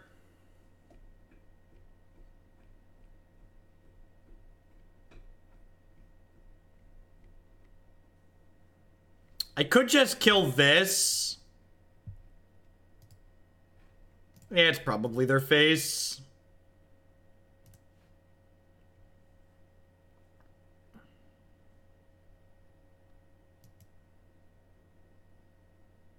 It's possible I'm supposed to kill this tracker.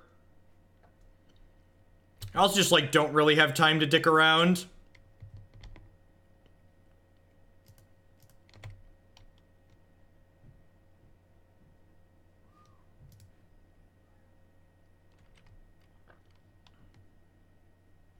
Was this lethal? I didn't count if this was lethal. Fuck. Was this? This was lethal, wasn't it?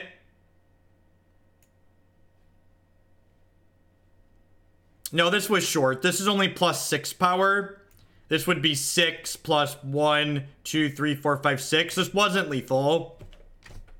It wasn't lethal.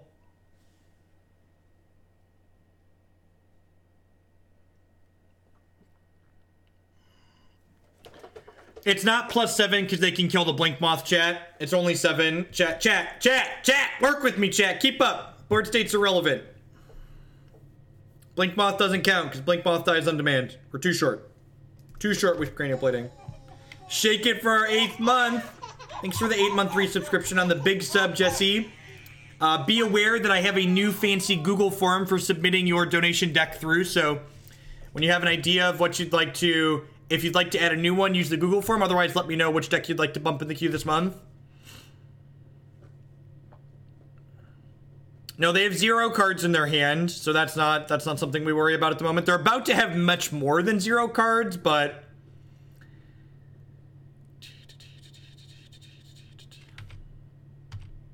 Yeah, this board is weird. I said we were gonna have a hard time losing, but I think we might be getting there.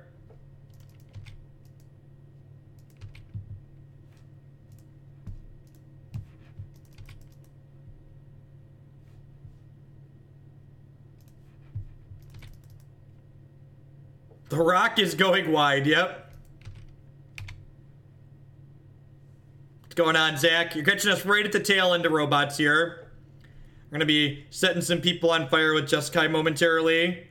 The American way. Light them up.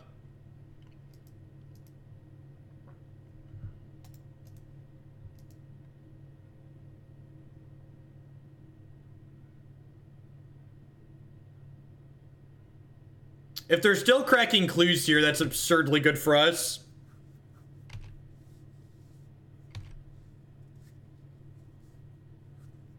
Means they don't have anything going on just yet.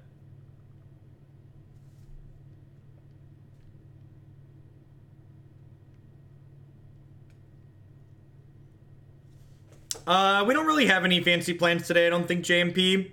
We'll probably take the kids to see fireworks somewhere late tonight after the sun goes down, but... no cookouts or anything like that planned.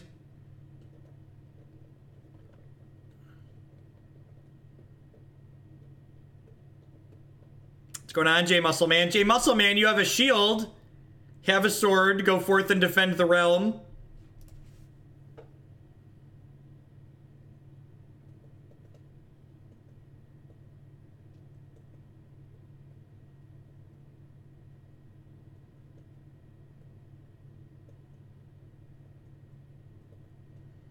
No, I'm not big into fireworks personally.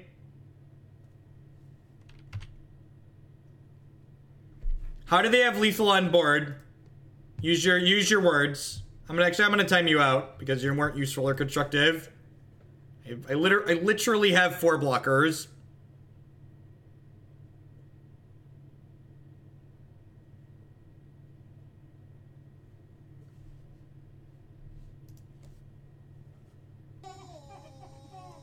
For the nerd slaying, Big Z Wine with the 10-month free subscription. Thank you very much and welcome back.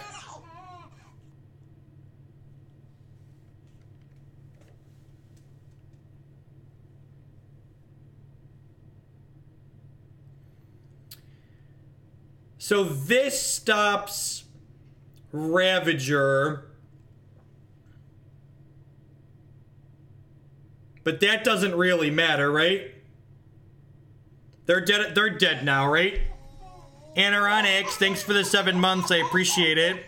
I don't really need to sack anything. Because this gives a power from this.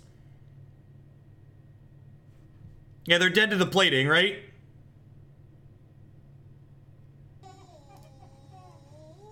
Mangi Chaos, thank you for the brand new tier 1 sub. I appreciate it. Welcome, welcome, welcome. I don't even have to block with Ravager here. I just like go champion here, champion here, champion here, go to 4. And then I just kill them on the backswing. Corrupt Fetus with the brand new checking out, honey. Thanks for that. I appreciate it. It's Declan's response to people being timed out.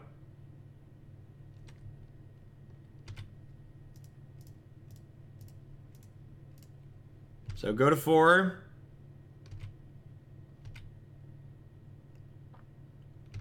Honey is a free browser extension that when you are shopping online, it automatically checks for coupon codes to see if it can save you money. And if it can save you money, it offers you the coupon codes. And if it can't save you money, it doesn't bother you at all. It costs you nothing to install and can save you money. And if you install it via my affiliate link, you'll be able to support my content here by installing it. It's just good software all around.